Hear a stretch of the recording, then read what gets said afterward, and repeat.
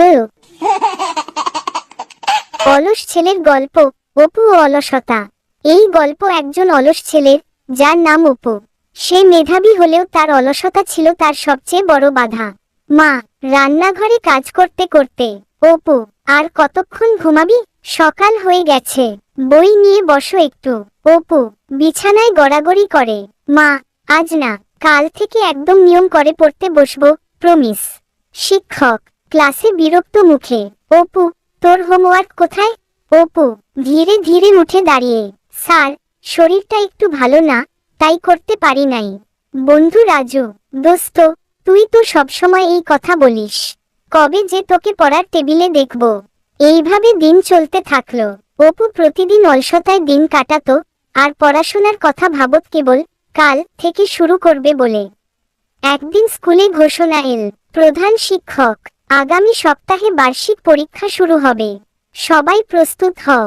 অপু নিজেকে বলছে, এইবার তো আর দেরি করা যাবে না, কাল থেকে পড়া শুরু করব। সত্যি, কিন্তু সেই কাল আর এল না। এক এক দিন সে নতুন অজুহাত বের করত। অবশেষে পরীক্ষা এসে গেল।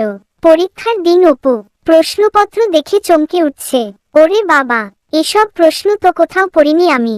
ফলাফল বের হলে অপু ফেল করল। তার মা কাঁদলেন, শিক্ষক কপাল চাপড়ালেন। মা চোখ মুছতে মুছতে, তুই এত ভালো ছাত্র ছিলি, তুই এমন করলি কেন রে? শিক্ষক, অপু, চেষ্টা করলেই তুই পারতি, অলসতা তোর সব শেষ করে দিল। অপু চুপচাপ নিজেকে বলছে, আমি আসলে নিজেই নিজের শত্রু হয়ে গেছি। আর না, এবার নিজেকে বদলাতেই হবে।